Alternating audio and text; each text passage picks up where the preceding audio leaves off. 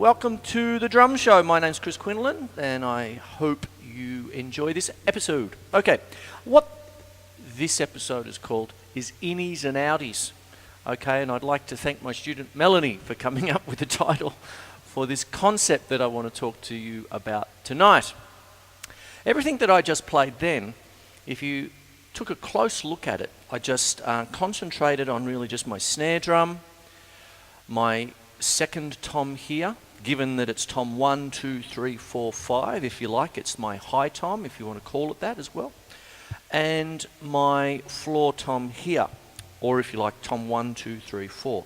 In other words, if you break a drum kit down, given that this is a fairly humongous kit built up, you know, for all the different things I have to do on this show, if I went out and did a good old rock and roll gig, chances are I'd only take out a 4 or 5 piece drum kit, you know, your typical standard drum kit with a couple of cymbals if I did a normal rock and roll gig. This show is not the case, but basically what goes on is that when I limit myself to that kind of playing, do you notice that for many decades, the standard 4-piece kit, when you actually played the drums, you know, in that typical configuration of snare, high, floor, bass drum, you had what is called an L shape, okay, or what is called an L shape. And what goes on is this is something my dear old teacher, Harold, lovable rogue, God bless him, passed away now, but what happens is one of the great things about, or one of the standard things about this kind of playing is that when you're dealing with, say, things like accents and stuff like that, it was always a case of the right hand went onto the floor tom and the left hand went onto the high tom. So what happens is if I was doing any kind of accent studies, say like a 3-2 clave, which is this,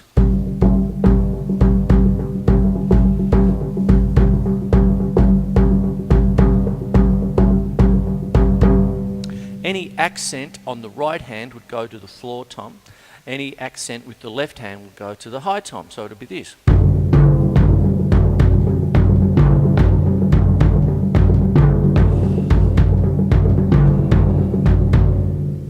And that's a basic exercise that I was given all the time.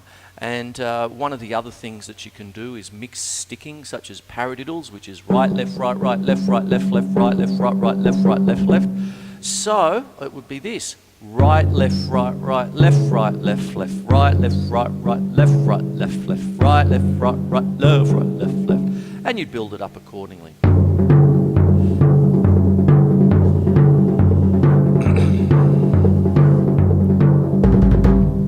That kind of stuff there.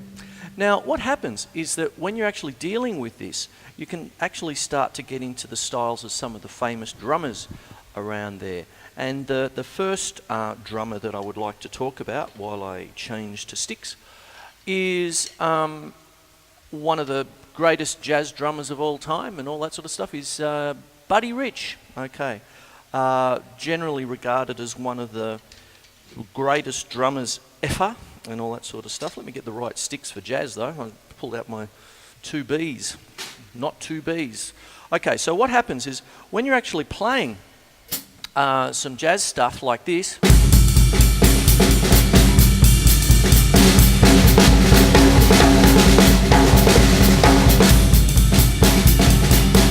now this is in a swing style.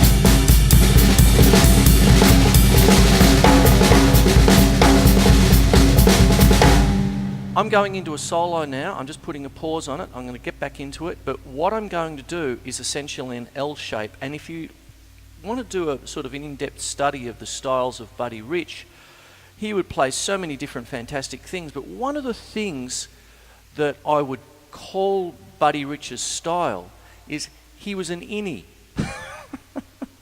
And what I'm talking about is that when you really look at Buddy Rich's playing, he was essentially a snare drummer. He would do so much stuff on the snare drum and his accents would shoot out, okay? So he'd start in and shoot out. Now, Buddy Rich's drum set configuration was essentially a high tom and essentially 2 floor toms. But funnily enough, if you have a look at most of the footage that is available on YouTube and everywhere else, often the 2nd floor tom was just his table. There was so often just a towel on it for him to wipe himself down after a song or something like that. So really, so much stuff that he did, you could think of as a 4-piece drum kit configuration. So let me get on with the solo. I'm going to play Innie, okay? I'm going to do the snare drum. I'm going to shoot out in an L-shaped fashion, okay? Here we go.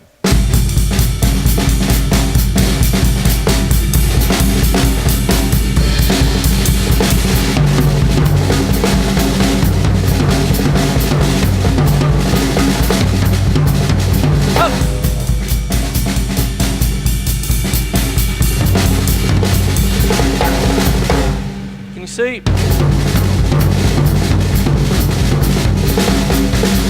Snare drum.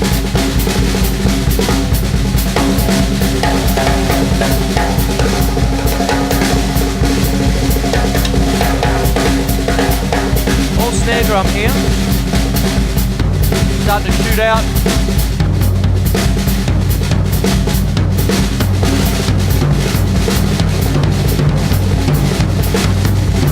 All L shape. See? Do you see how it's all L shape, you see? So that's what goes on. That's the Innie. More of this after the break.